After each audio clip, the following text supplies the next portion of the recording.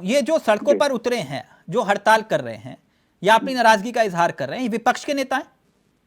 नहीं, truck driver और commercial driver से बिल्कुल हाँ, ठीक है। ठीक। हर बार ऐसा क्यों होता है कि आप संसद के भीतर कानून बनाते हैं और उसका विरोध होता है? सीए, देखिए एक मिनट सर, मैं उदाहरण के साथ, आपने सीए का जिक्र किया, उसका विरोध हुआ। एनआरसी का जिक्र किया, उसका विरोध हुआ। आपने जिक्र किया किसान आंदोलन, किसान बिल, ठीक, किसान बिल, और उसका विरोध हुआ। और अब एक और कानून, उसका सड़कों पर विरोध हो रहा है। कहीं ये आप इस किसान आंदोलन की तरह जब इतना सब कुछ हुआ तो आपने कदम वापस खींच लिए थे, इस वाले मामले में तो ऐसा होगा क्या?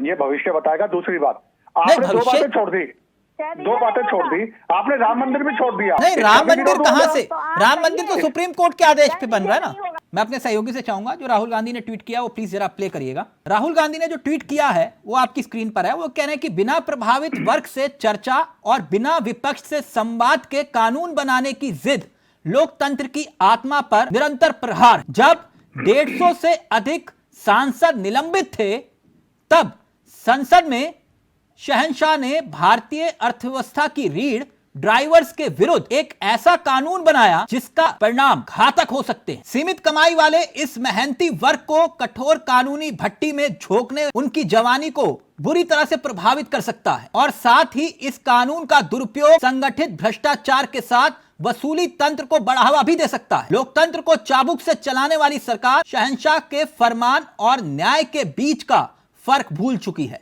क्या यह वाकई में गंभीर मामला है कि नहीं? तिलक जी, मुझे बड़ा अच्छा लगता जब आपने एक पक्ष दिखाया, दूसरा पक्ष नहीं दिखाया। सर, कोई बात नहीं। आपके सामने मेरी सवाल है, जिम्मेदारी। सवाल का उत्तर दीजिए ना। मैं पक्ष विपक्ष वाली बात ही नहीं है इसमें। कोई बात जो नहीं, वर्ग मैं नाराज सड़कों पर है क्यों वो हो गए? विपक्ष के नेता नहीं है ना सर। बिल्कुल ठीक है तिलक जी, आप नाराज क्यों होते हैं? नहीं, मैं नाराज नहीं हूं, तो सवाल पूछता हूं सर। मेरी बात पूरी होने से पहले ही सवाल पूछती है। कोई बात नहीं। क्या किसी ड्राइवर से एक्सीडेंट हो जाए, क्या पुलिस को फोन नहीं करना चाहिए?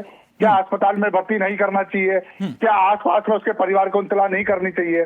क्या ये गलत है? तो अगर आप एक पहलू दिखाते तो दूसरा भी दिखाया कीजिए। नहीं सर, अब मैं दूसरी बात आपसे कर रहा सिर्फ हूं। सवाल पूछा। जो सवाल था उस सवाल का जवाब तो आप ही देंगे ना सर। मैं आपका प्रवक्ता नहीं तो दे नहीं रहा बन हूं। सकता ना। मैंने नहीं कहा तिलक जी आप उत्तर दो। हाँ। मैं ये बात कह रहा हूँ कि आपको ये भी बताना चाहिए था कि सरकार ने क्या सर, क्या- ये जो कानून लाई। हड़ताल हो रही है, मैं उसी विषय में आपसे सवाल पूछ रहा हूं।